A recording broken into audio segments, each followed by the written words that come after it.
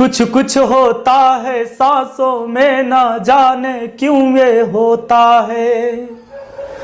बाहों में भर के वो हमको मदहोश बनाने वाले हैं। कलियां न बिछाना राहों में, हम दिल को बिछाने वाले हैं। क्या तुम्हें पता है गुलशन। हेलो दोस्तों, आप सभी का स्वागत है आपके अपने YouTube चैनल मैथ मस्ती पर, और मैं हूं विपिन यादव। तो दोस्तों चलिए आज हम शुरू करते हैं।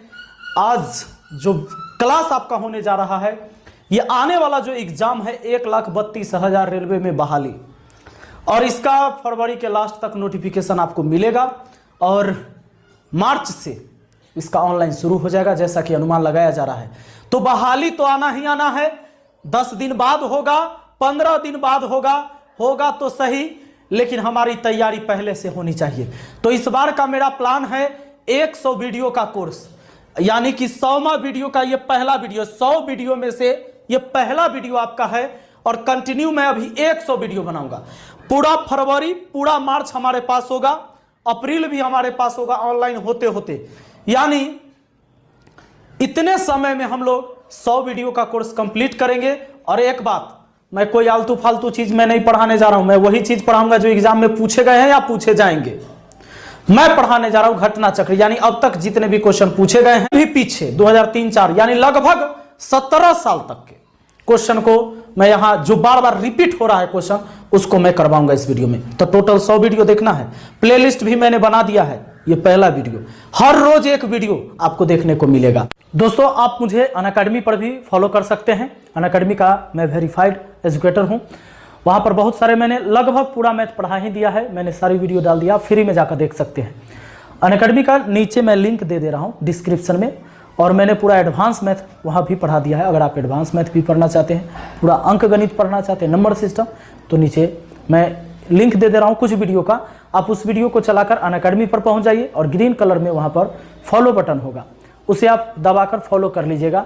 इससे क्या होगा कि वहाँ भी मैं जितनी वीडियो डालता हूँ वो भी आपको मिलते रहेगा। तो संख्या पद्धति यानी नंबर सिस्टम से हम आज के क्लास को शुरू करेंगे।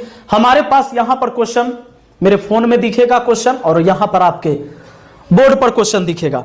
जैसा कि आप पहला क्वेश्चन, दोस्तों एक बात और, मैं एकदम बेसिक से पढ़ाते हुए चलूंगा, हर क्वेश्चन का बेसिक भी समझाते चलूंगा और क्वेश्चन भी करवाते जाऊंगा। तो सबसे पहला क्वेश्चन जो आप लोग देख रहे हैं यहां पर बोर्ड पर, पहला क्वेश्चन, तो हम इस क्वेश्चन को अगर देखते हैं,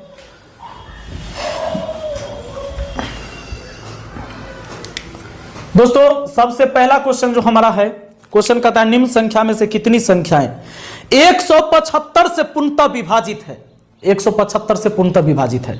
एक बात और दोस्तों, अगर आप हमारे नए व्यूअर हैं, अभी तक इस चैनल को सब्सक्राइब नहीं किया है, तो नीचे लाल कलर में सब्सक्राइब बटन होगा, चैनल को सब्सक्राइब कर लीजिए। दोस्तों सब्सक्राइब करने के बाद बेल आइकन भी दबा लीजिएगा, इसलिए बेल आइकन माने घंटा बजा दीजिएगा। अगर घंटा नहीं बजाइएगा तो मैं जितना भी वीडियो डालने वाला हूं किसी का नोटिफिकेशन आपको नहीं मिलेगा, आप नहीं देख पाएंगे। तो देख लीजिए, और इसका कोई चार्ज नहीं लगता है, बिल्कुल निःशुल्क है घंटा बजाने का। तो आइए ध्यान दीजिएगा। पहला क्वेश्चन, निम्नलिखित संख्या में कितनी संख्या 175 से पूर्णतः विभाजित है। और प्रश्न में संख्या हमारे सामने दिया हुआ है दोस्तों 500, 875, 1575, उसके बाद दिया जा रहा है 1915, 2625, 2625, उसके बाद है 2850, 2850, 3325, 3325, 4335। दोस्तों आपसे कह रहा है कि इसमें से कितना संख्या ऐसा होगा जो 175 से कटवे करेगा। तो सुनिए, 175 से कटने की बात हो रही है दोस्तों। 175 का ऐसा दो गुणनखंड तोड़ लीजिए जिसका HCF 1 हो, यानी आप कह सकते हो सर 25 सते 175 हो जाएगा, और 25 और 7 का तो HCF 1 आना ही आना है। तो दोस्तों अगर कभी आपसे पूछे कि 12 से कटने का क्या रूल होगा। तो 12 से कटने का रूल यहां सुन लीजिए, ऐसा दो गुणनखंड जिसका HCF 1 हो 3 4, यानी जो संख्या 3 और 4 से कटेगा वह संख्या 12 से भी कटेगा। आपसे पूछे 15 तो 3 5 15, क्योंकि 3 5 का मासा 1 है। जो संख्या 3 और 5 से कटेगा वह संख्या 15 से भी जरूर कटेगा। तो आइए अब बात करते हैं 175 के लिए। तो 25 7 25 और 7 का HCF 1 होगा, यानी जो संख्या 25 से कटेगा और 7 से कटेगा, इन दोनों से कटेगा तभी कोई संख्या 175 से भी कटेगा। मेरी बात को सुनिए। और 25 से कटने का नियम, 7 से तक किसी में भाग दे लीजिएगा, बहुत आसान है, नहीं है कि ना। अब सुनिए, लेकिन 25 से कटने का नियम है दोस्तों, अंतिम का 2 अंक कटना चाहिए। अंतिम से 2 अंक कटना चाहिए तभी वह संख्या 25 से कटेगा। अंतिम से 2 अंक कटना चाहिए तभी वो संख्या 25 से कटेगा। तब 25 से पहले चेक करते हैं कौन कौन कटेगा। ये भी कटेगा। अंतिम का नियम है कि अंतिम का 2 अंक 25 से कटना चाहिए। अंतिम से 2 अंक कटना चाहिए, या अंत में डबल जीरो हो। अंत में कितना जीरो हो? डबल जीरो हो तो कटेगा।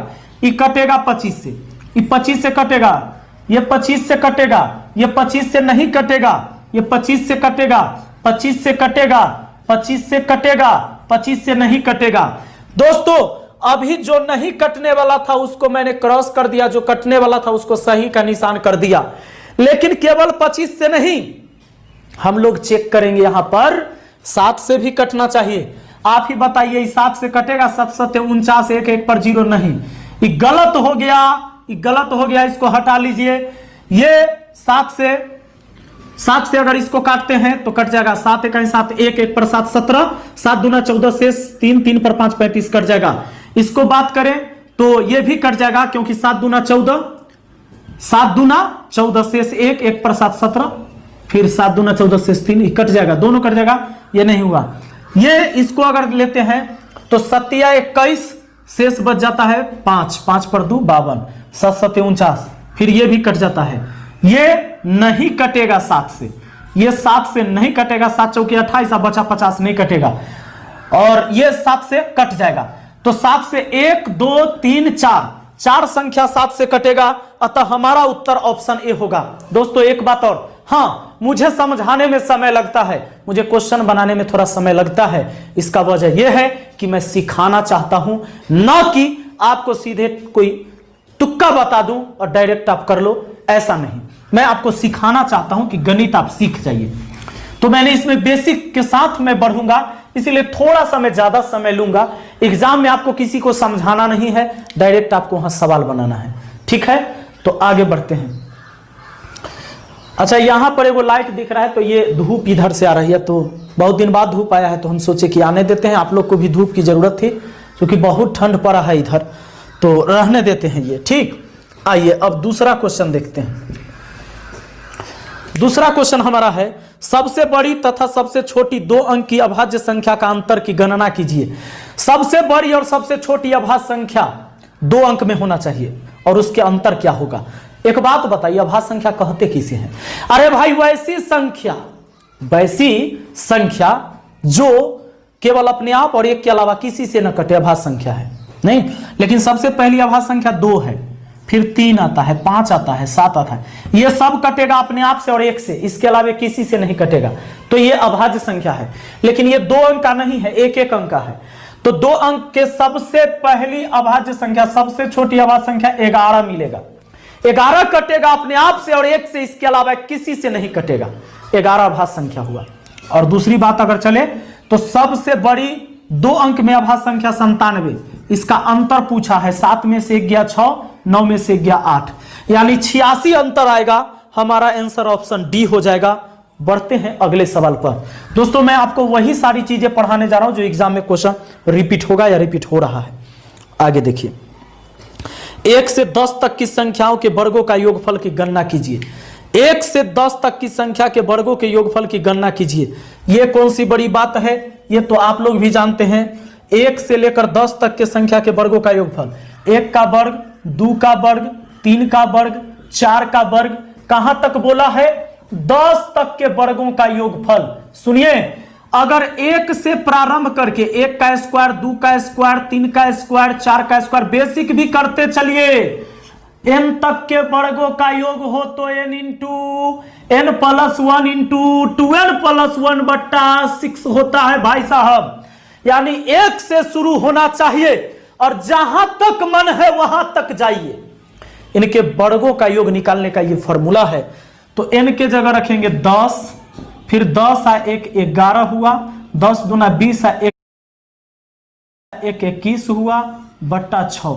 अगर इसको हम काटते हैं, 6 का आधा 3, 10 का आधा 5, 3 से काटते हैं 3 सत्ते 21 और